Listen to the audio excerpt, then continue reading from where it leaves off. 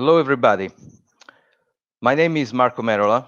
I'm a science journalist, and today I will talk about climate change and some related issues. I used to be a National Geographic contributor, so for several years I traveled all around the world, and I've seen a lot of places. Every time when I came back to a place that I had already visited, what I found out were big changings. So I had an idea that due to my work and due to my mission, I had to cover climate change topic as a journalist.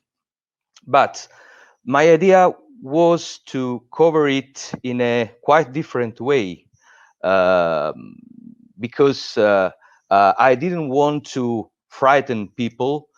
I didn't want to raise resignation in my audience. I want to tell some different stories about climate change. So this first picture was shot in Guatemala. I was into the jungle just to cover some, nature stories, naturalistic stories. But as I said, uh, I was obsessed by, climate change. So this is a sketch showing where we are now. We are on the top of this pyramid. We are in a specific era that scholars called Anthropocene. You probably know anthropos. It's a ancient Greek word meaning homo, man. So this is our era. This is a very catastrophic era, because in the Anthropocene we made a lot of things that are very quickly destroying the world as where we are living today. So in the last centuries, we have introduced into nature more than 200 minerals never existing before. We have disseminated carbonaceous particles and plastic particles all over the world, from the top of the Everest mountain onto the Mariana Trenches in the very deep sea. Most of all, we have covered our planet with a so-called technosphere made of 30 trillion tons of concrete and metal. This is a sort of apocalyptic scenario. And last but not least, we have brought to extinction nearly the 83% of the living animal species. So we have changed our world. And what I wanted to tell to my audience was a different story. How can we deal with it? How can we survive? So the answer to this question was this statement that I found out on the net. This is a very famous statement. According to Darwin's Origin of Species, it is not the most intellectual of the species that survives. It is not the strongest that survives, but the species that survives is the one that is able best to adapt and adjust to the changing environment in which it finds itself. This statement was made by Leon C. Megginson, who used to be a Louisiana State University professor. So it came clear to me that the right way to tell stories about climate change was speaking about adaptation, because adaptation is a very strong word and probably the most misleaded word uh, in our modernity, because all of us know about mitigation, and also the policies, the international policies for fighting against climate change are based on mitigation actions more than on adaptation actions. But the two should not be confused. Mitigation is reducing the magnitude of climate change by decreasing its causes, greenhouse gases, and in particular CO2. And this we know through renewables, energy efficiency, and other measures. But adaptation, on other hand, describes how man is readjusting and will readjust its way of living to the already ongoing changes. So we are on the stage. We human beings are on the stage. Uh, we should change some ways we live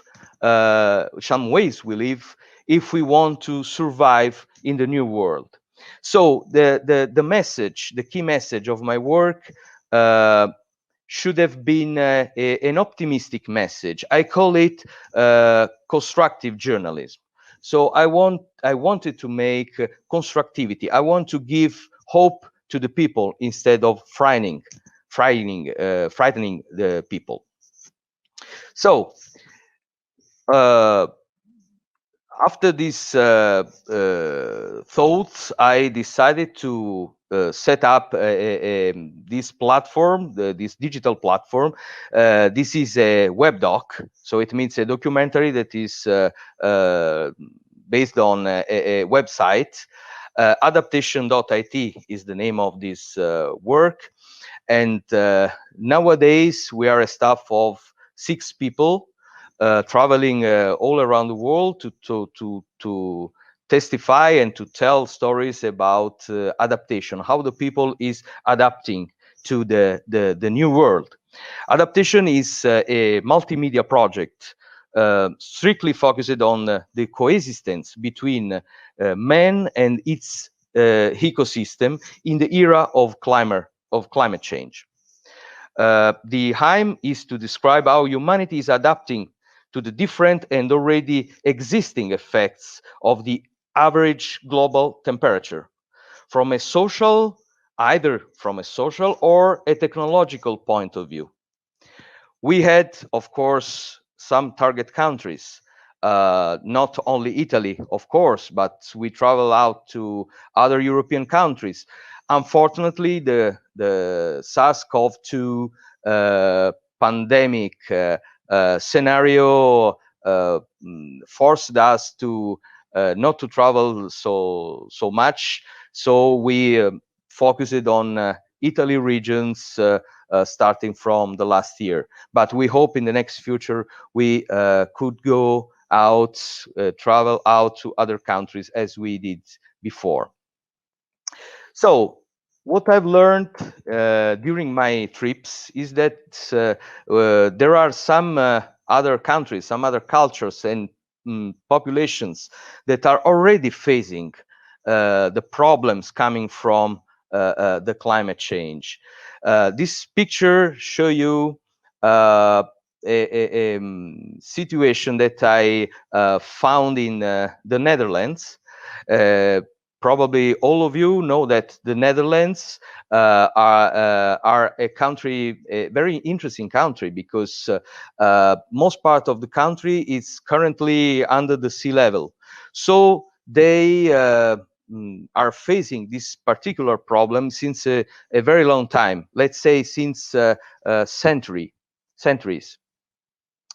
If one of the effects of climate change will be the sea level rise, I thought that probably the Dutch people could have explained me how they are dealing with this.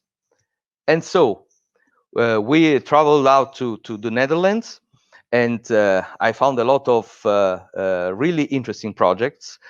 This is one of those projects. Instead of building new dams, new barriers to protect the inland from the storms, big storms coming from the sea and from the floods, the Dutch found a different way. So this is the constructivity way I wanted to follow. They are making something that they called building with nature. So they used nature to defend themselves from the catastrophic effects of climate change. They use nature to defend them against nature. So these people, these researchers, were walking on a mudflat.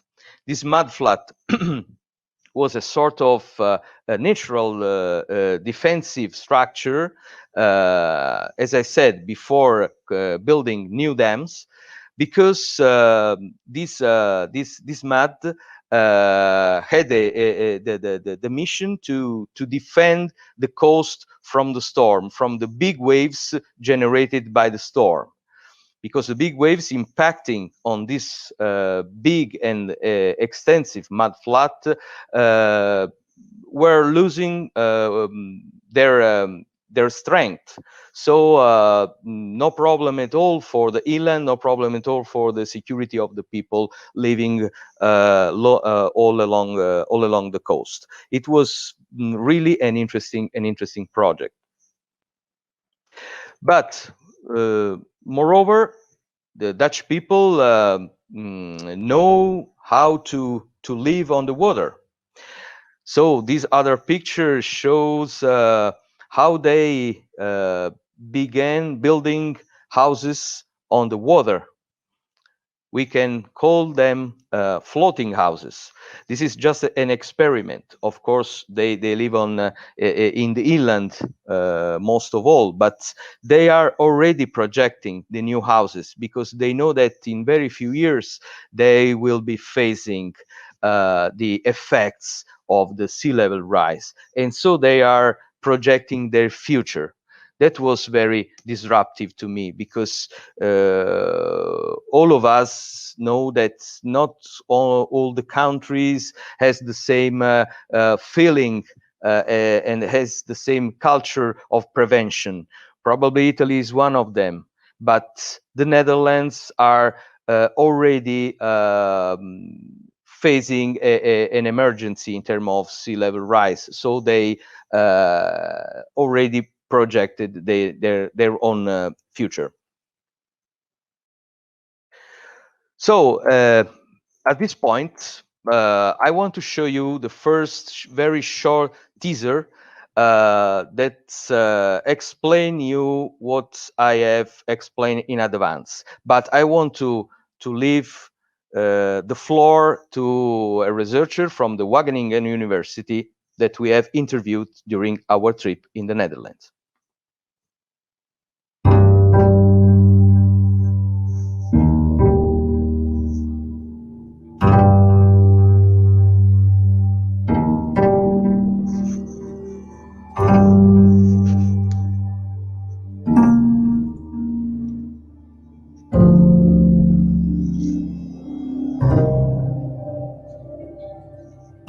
If we look into the future, maybe centuries ahead, but we expect sea level rise to change an additional 5 meters or 10 meters or maybe even 20 meters. And the question is, what are we going to do then? How are we going to respond? Actually, I think that the Dutch will not retreat and go inland or move towards Germany or Poland or wherever. I think we will defend our country. We are kind of a water lion that is fighting against the water. So we will try to defend it, we will try to heighten our dunes, make it wider, make it stronger. There is a paradigm shift. We are now no longer looking into these technical measures with concrete and dams, but we're really looking into working with the natural processes and with natural materials. So that's really unique in the world, that our climate change adaptation strategies are based on the natural processes and no longer concrete structures. If we succeed, that's another story. Of course, I cannot predict the future, but maybe in the year 2800, we say, okay, that's enough. We cannot fight no longer. This 15-meter sea level rise was too high for us. But up till that point, we are going to use our natural systems and try to keep our country safe.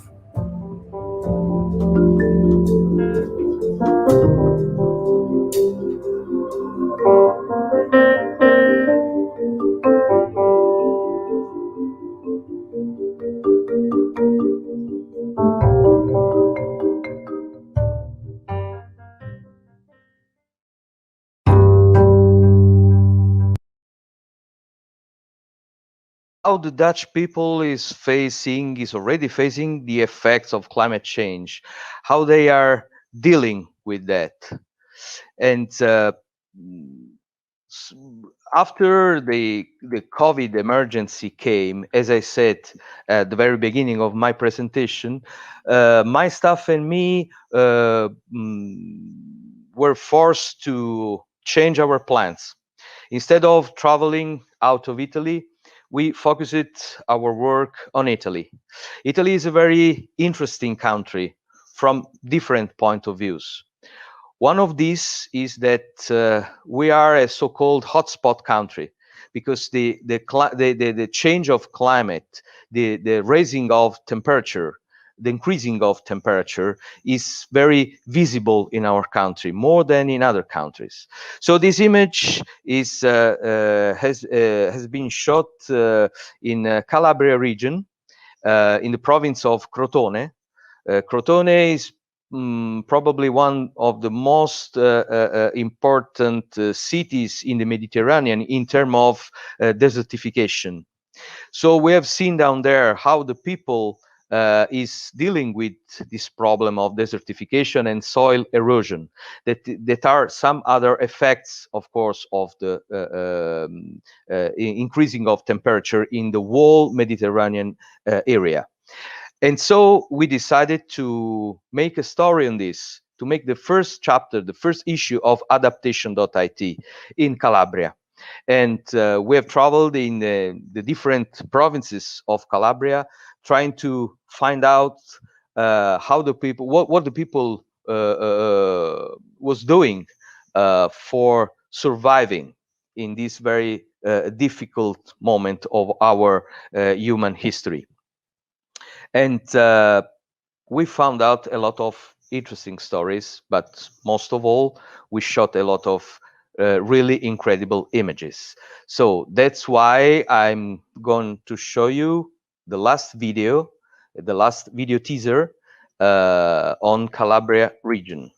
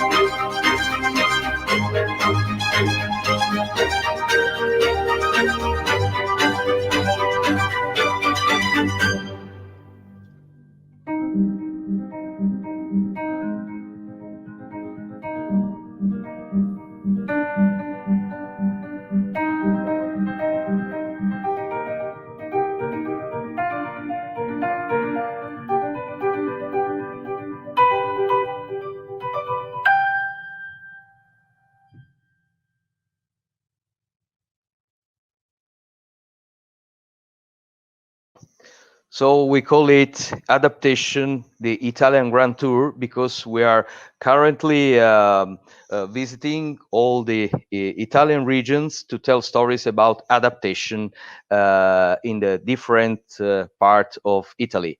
And I hope in the next months we will upload on our web doc all the other issue. I will keep you informed, of course.